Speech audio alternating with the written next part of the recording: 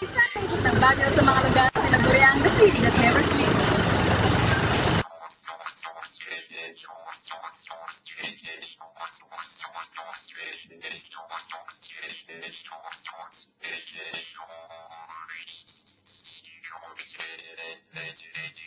Sadya talagang gumawa at nightlife sa lungsod ng Baguio.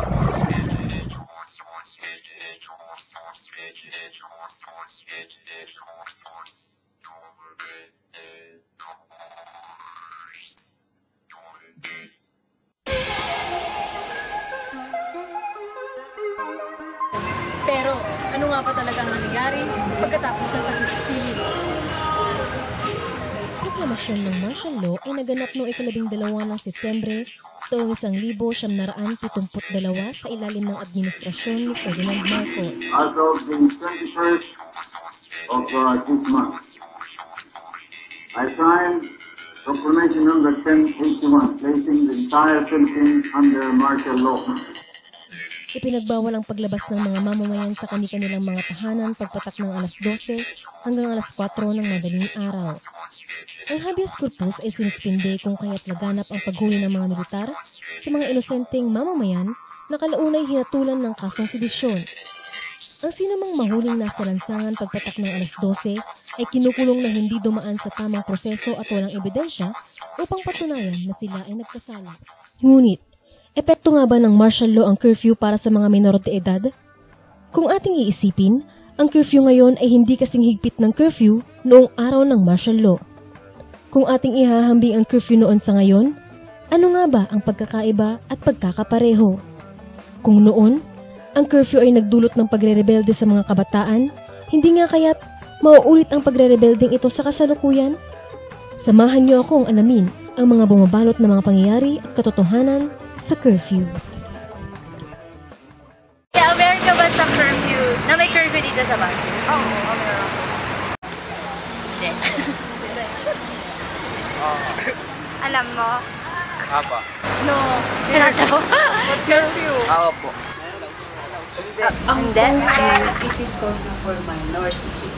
Ito yung City Ordinance na number 50 series of 2009 na involving ang minors age below 16 years of age, na ito is bawal silang mag-room dito sa CBD na wala silang kasamang matanda without guardian.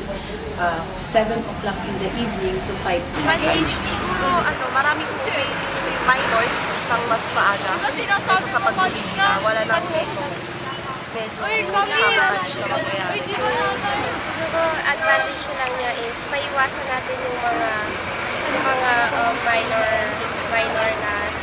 minor na students na gumagala dito. Dahil na maiwasan din natin yung mga na-hold up na students. Mga estudyante, lalo na mga nakotsera, umuwi ng maaga kasi may mga nahuhuli rin dahil sa curfew. Benefit niya is dahil sa curfew, syempre mas maaga tayong umuwi, nakakaiwas din sa mga gang war at pag-iwas ng mga students sa mga mandurukot o sa mga may curfew.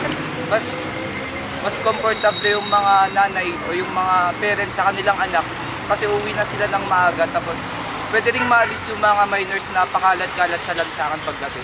Kasi nakakasira yun ng image na umuwi po sila ng maaga para hindi po sila mabata. Curfew is primarily enforced for their benefit kasi we're having problems regarding gangs, rats.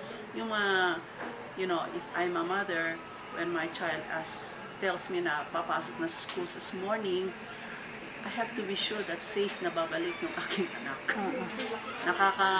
Ng damdamin if nagpaalam sa morning, tapos mamaya makakatanggap ka ng telephone call o na yung anak mo pala ay na-involve sa isang rumble o nasa hospital o nasa preso o nasa police.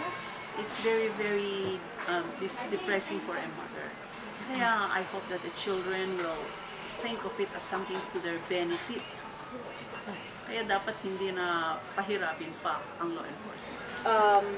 If we really want to build young people who are responsible citizens, providing structure and rules is actually very helpful. According in our research and in the perspective of positive youth development, young people will always desire for rules. They will desire for structure. They will desire for a stand by the authority rather than being very free. And they have no idea of what are they supposed to do. So providing curfew hours will be very helpful for them to, of course, recognize that there's a higher authority in which, of course, the child will become aware of the consequences of his or her action. That even if you're free, still you are responsible for your actions. And when authorities talk to them, they begin to, they are able to, be confronted with the reality that you're not living on your own. There are people who cares for you, who are concerned about you, and who are concerned about you. Disadvantage naman siguro yung, kunwari may project yung estudyante, hindi niya magawa kasi may curfew. Nasa utak nila, paano yan mahuhuli kami ng curfew? Ganun siguro mga disadvantage. Mga disadvantages nun, mga ibang estudyante ay hindi umuwi sa curfew. Tsaka yung mga ibang pulis hindi masyadong umilikot sa budget. What has to be done about the ordinance is the implementation. Yung implementation ang problema. Kasi this has to be implemented by the executive and the law enforcement agencies. Pero ngayon, tumutulong ang mga barangay, especially the barangay. Aanin pa nga ba ang ordinansa kung wala din lamang magpapatupad at tutupad nito?